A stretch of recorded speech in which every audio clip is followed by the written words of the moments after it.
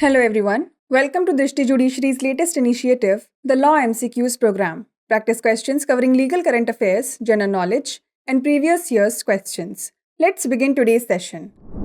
The first question is, Finance Commission of India enshrined in Article 280 of the Constitution is a constitutional body, separate legal entity, autonomous body, or quasi-judicial body. संविधान के अनुच्छेद 280 में निहित भारत का वित्त आयोग dash है संवैधानिक निकाय, पृथक कानूनी इकाई, स्वायत्त निकाय या अर्ध न्यायिक निकाय।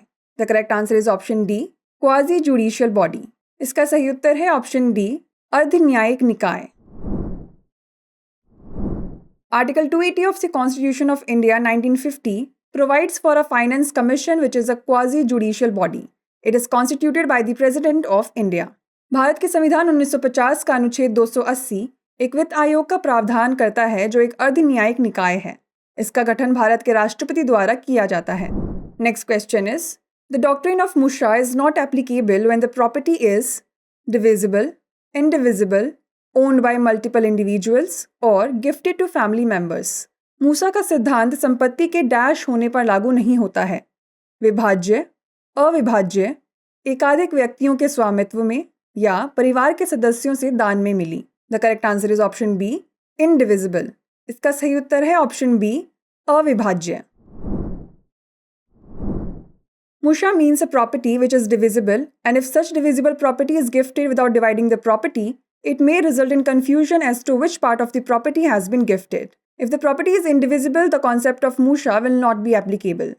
मूषा का अर्थ है ऐसी संपत्ति जो विभाज्य है, और यदि ऐसी विभाज्य संपत्ति को अविभाज्य किए बिना दान में दिया जाता है तो इससे भ्रम हो सकता है कि संपत्ति का कौन सा हिस्सा दान में दिया गया है। यदि संपत्ति अविभाज्य है तो मूषा की अवधारणा लागू नहीं होगी। Next question is, which section of the arbitration and conciliation act 1996 provides for appointment of arbitrators? Section 11, section 12, section 13 और सेक्शन 14। मध्यस्थता और सुलह अधिनियम 1996 की कौन सी धारा मध्यस्थों की नियुक्ति का प्रावधान करती है?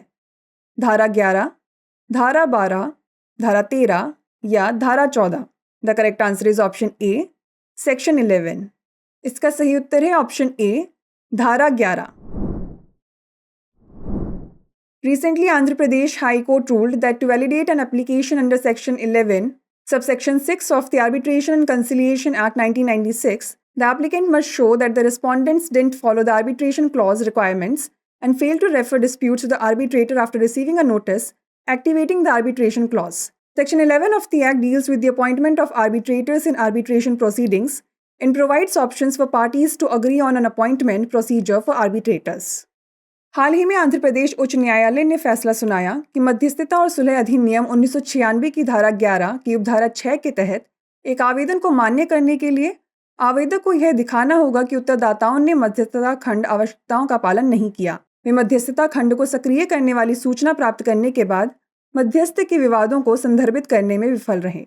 अधिनियम की धारा 11 मध्यस्थता कार्यवाही में मध्यस्थों की नियुक्ति से संबंधित है, जो पक्षकारों को मध्यस्थों की नियुक्ति प्रक्रिया पर सहमत होने के लिए विकल्प प्रदान करती है। Next question is, where is the history sheet maintained? Department of justice, court of law, national crime records bureau और पुलिस स्टेशन। इतिवृत्त या हिस्ट्री शीट कहाँ रखी जाती है? न्यायिक विभाग में, न्यायालय में, राष्ट्रीय अपराध रिकॉर्ड ब्यूरो में या पुलिस स्टेशन में? The correct answer is option D, police station. इसका सही उत्तर है ऑप्शन डी, पुलिस स्टेशन में।